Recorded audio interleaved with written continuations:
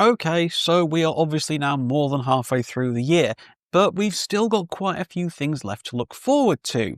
Now, July's been a bit dry, it generally speaking kind of always is, at least historically it has been, but August onwards, we have got some real bangers waiting in the wings in the prog rock and metal world. So I've kind of picked out 10 albums that I'm still really looking forward to in the back half of this year. Some I'm obviously more hyped about than others, some I've already listened to, and others we still don't have a title for the record yet, but we have assurances that they will be coming out this year. Let's see about that, I guess. So, in alphabetical order, let's take a look at what we've got left to look forward to in 2025. Amorphis and Borderland. Big fan of Amorphis. They're always one of those bands who I know are going to be a lot of fun. I've never really gotten hugely into them in kind of a holy crap, it's Amorphis, let's stop everything I'm doing and listen to them. But every time I have listened to an album by Amorphis, I've had a great time. I have covered them on the channel in the very, very early days, and I look forward to speaking about this new one as well. The singles that have come out have been really rock solid, and I have every expectation that this new album is going to follow suit and be yet another reliable cornerstone in the band's ever-increasing discography. An Abstract Illusion. Yeah, not quite got a title or artwork for this one yet, but that could change by the time today is done because they are dropping a new single later today. So that's pretty damn exciting. For those of you who aren't familiar with the band, they released their, I believe it was second album of Woe back in 2022, and frankly it was one of the best albums of the year, and still remains one of the best albums of the 2020s. Very technically proficient progressive death metal. I expect great things from these guys. They have got a big pedigree now to live up to with how impressive that second album was, and whatever happens with this one, I'm quite certain they are going to raise the bar even higher, and I cannot wait to hear this one. Possibly the biggest release of the rest of the year, it's between the Buried Me and the Blue Nowhere.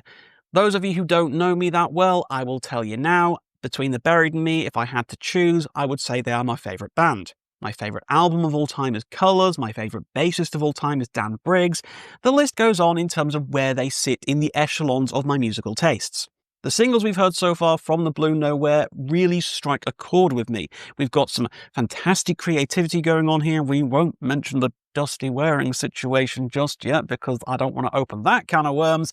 But this incredible four-piece band now really always managed to seem to deliver the goods. From what I've heard so far of the Blue Nowhere, we are set for another absolute banger. It's been 4 years since Colours 2, so I cannot wait to see what the guys have been cooking in the interim period. Green Carnation's next one, A Dark Poem Part 1, The Shores of Melancholia. Yeah, this one has been billed as the first part of a trilogy of albums, so that's going to be very interesting to see where that goes, how long we're going to be waiting in between each release, and what the differentials between these albums are. Green Carnation are responsible for one of my favourite single-track albums of all time. If you've never heard Light of Day, Day of Darkness, please get on it. It is 60 minutes you will not regret spending.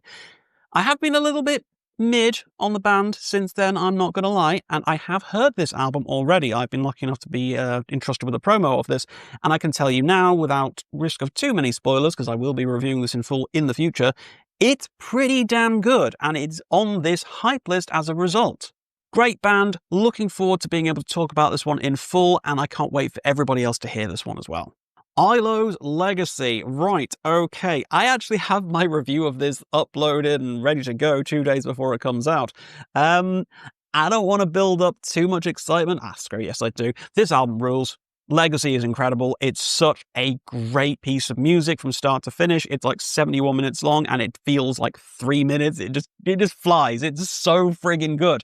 You are going to absolutely lose your minds over this one, guys. It is friggin-tastic. I am so excited for everybody to be able to hear this one. Big hype. Just drop whatever you're doing when this comes out and go check this one out. Listen to the singles right now. Just know that that is not the best of the album. The best is yet to come. The latter half is just... It's so good. It's so good. Karnivool, we have had assurances that the new album is coming, so we'll see if it does make the light of day this year. They keep promising, they keep teasing, but we have had new music come out. So hopes are high that we'll actually see a brand new Karnivool album. It's been, what? I think it came with like 2011, the last one came out, something ridiculous like that. It's been a hot minute. We have had to wait a very long time for this. It better bloody be worth the wait, but the single that has been released does give me hope that things are gonna be good in Camp Karnivool. Hopefully, we'll get something worthwhile. Don't know if it's gonna hold up to the likes of Sound Awake or not, but, you know, we'll see. Arjen and Lucassen, songs no one will hear. Yeah, last time we had a solo album just from Arjen, just as in, you know, it's just his name as the credit. It was really good. Lost in the New Reel, I believe is what it was called, and it was fan-friggin-tastic. I love that album, and maybe, possibly, we're going to see a follow-up in terms of style, theme, of attitudes on this one. The singles are very promising. I was a little bit nervous, I'm not going to lie, when I listened to the teaser trailer for it, because there is some questionable lyricism, shall we say. If you can look it up yourself if you're interested to hear Arjen singing about... you'll see. You'll know what I mean when you hear it.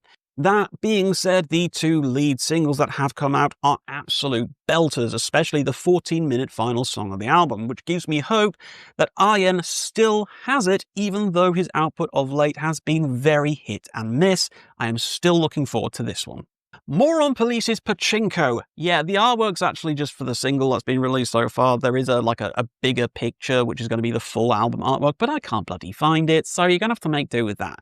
Yeah, lead single of this one is about a third the length of their last LP, which is kind of nuts, really, when you think about it.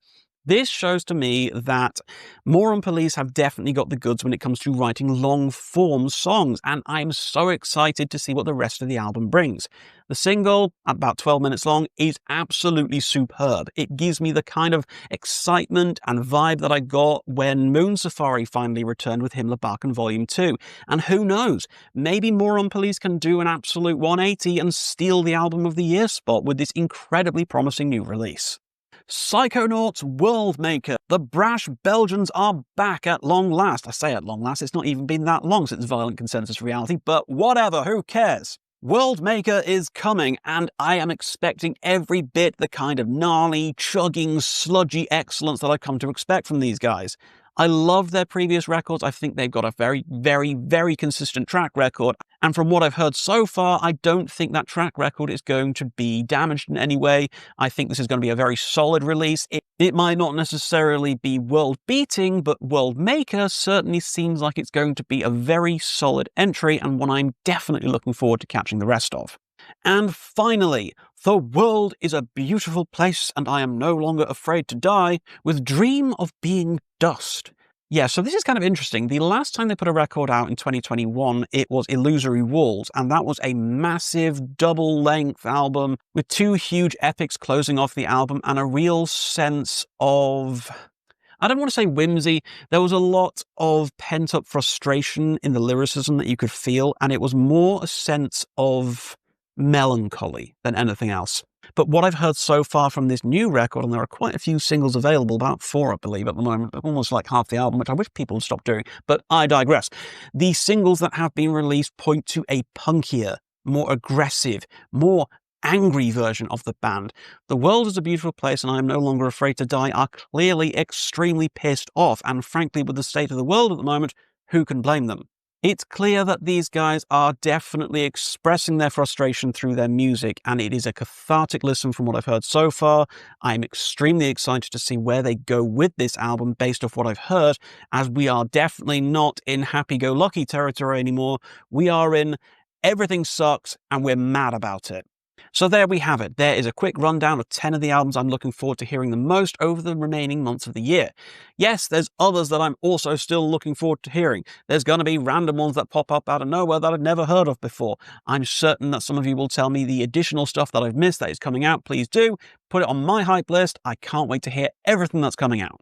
If you did make it this far through the video, guys, thank you very much indeed for watching. And until next time, as always, keep your rhyme signatures pretty odd.